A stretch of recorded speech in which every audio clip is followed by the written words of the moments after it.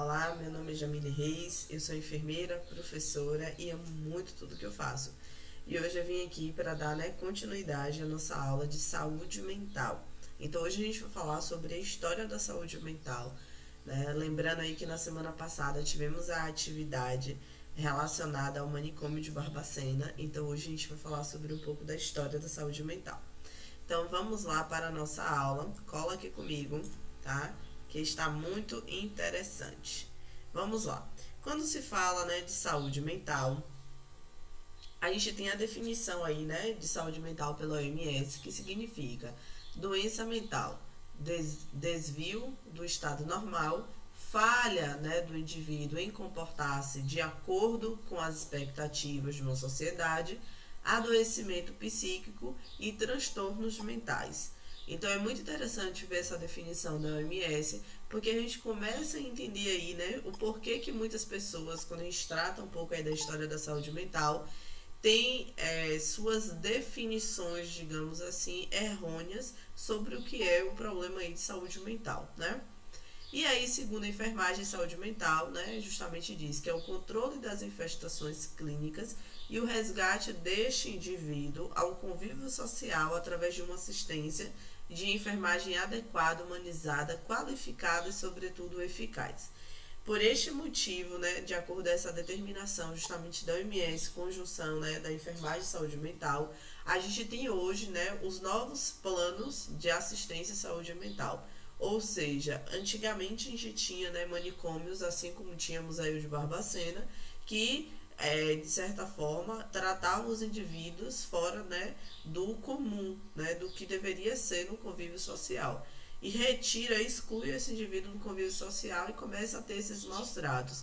Já quando a gente entra aí a partir, na verdade, de 99 a 2001, começa a ter essa mudança. Então, começou-se o que? A ter os lares, justamente para que essas pessoas que viviam lá e que não tinham família, fossem inclusas novamente na sociedade.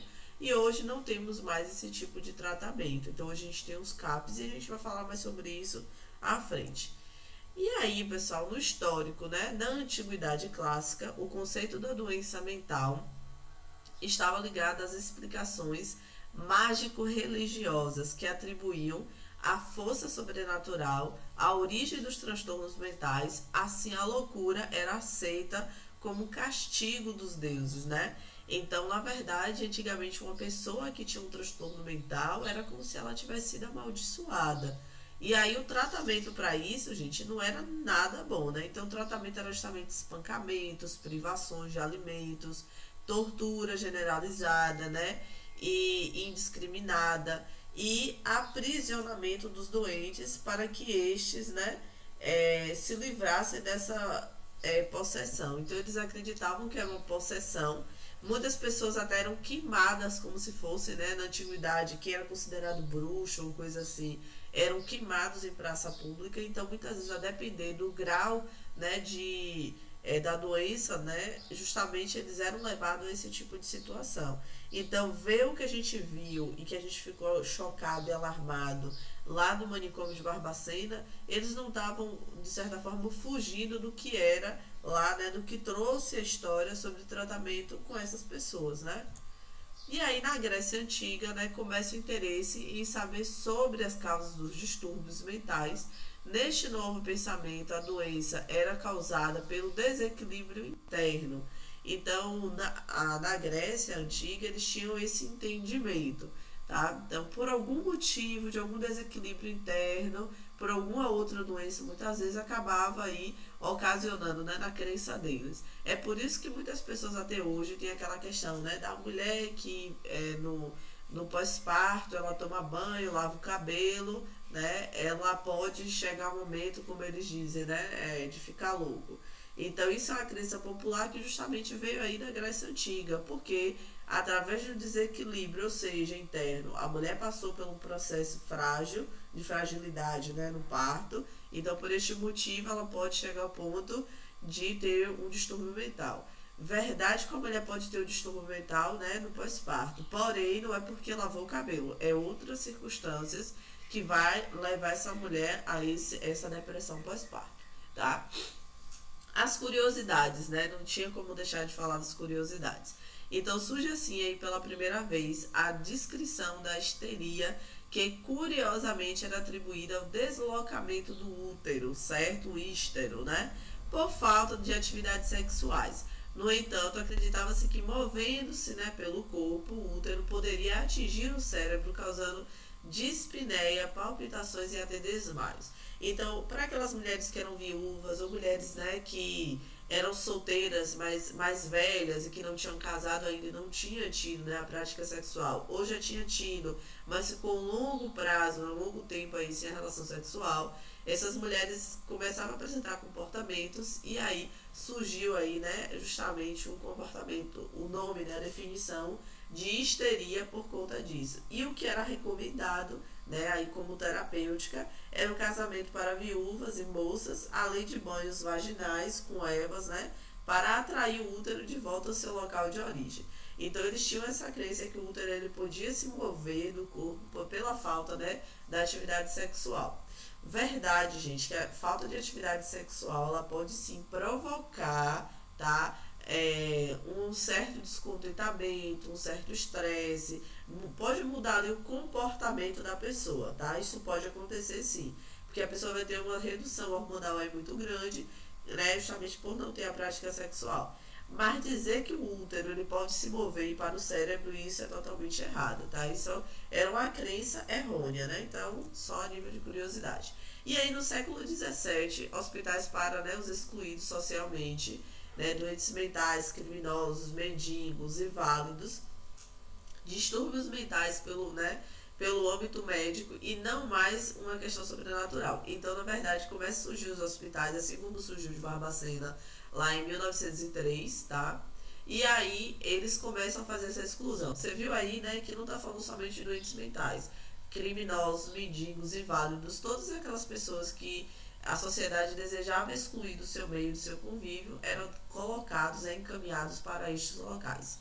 Philippe Pinel, né, pai da psiquiatria, estuda aí a doença mental, tá? Por volta aí do século XVII.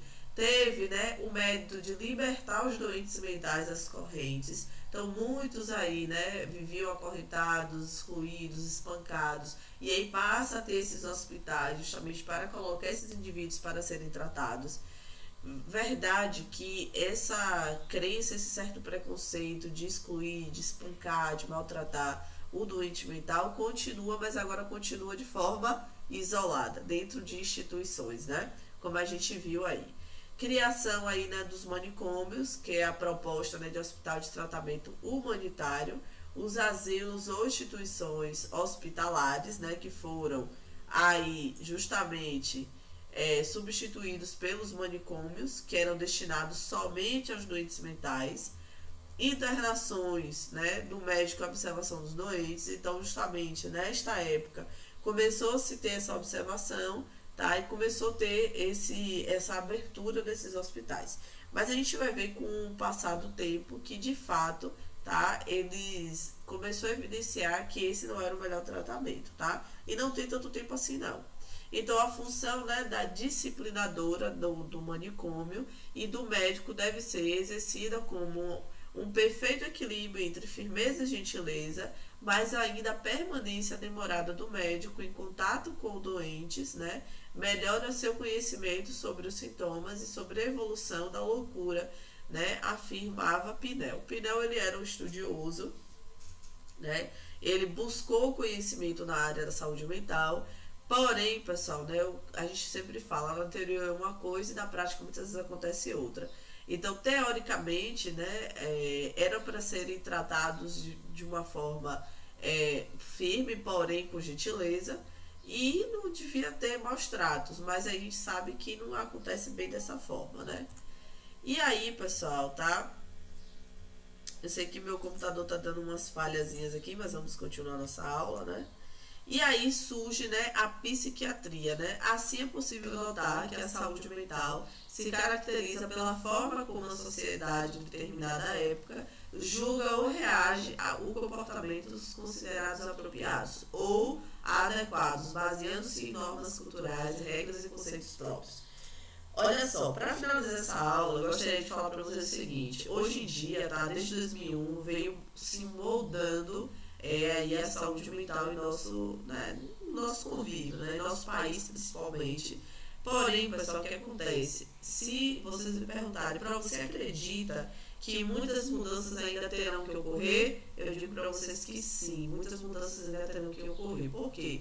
As pessoas que fazem tratamentos, né, que são pessoas que têm doenças mentais, ainda muitas vezes sofrem preconceitos, ainda tem a questão de não ter todos os direitos que deveriam ter. Então, eu acredito que daqui pra frente muita coisa ainda vai mudar, tá? Daqui até vocês se formarem e ou quando vocês estiverem atuando, vocês vão ver que muitas coisas irão mudar. E espero, né, que realmente seja para melhor, que seja para a inclusão e direitos, né? Porque as pessoas que têm esse problema é como uma pessoa que tem uma hipertensão, que tem uma diabetes, que pode estar tomando medicamento, que pode controlar, né, que justamente pode fazer um tratamento. E não há melhor tratamento do que o convívio social para essas pessoas, né? Inclusão, para que essa pessoa ela se sinta de fato útil na sociedade e que essa pessoa comece a se enxergar, né, de uma forma diferente. Né? Então, justamente, né, é muito importante que a gente tenha esse conhecimento e a gente entenda que a saúde, né, mental ela vai sim ter as suas evoluções e melhorias, né? Então eu gostaria de finalizar essa aula com vocês. Encontro vocês agora, né, justamente na próxima aula, que a gente vai falar sobre saúde mental versus lá, né, a psiquiatria, tá? Então eu encontro vocês aí na próxima aula, tá bom? Então, ó, beijo pra vocês e até a próxima.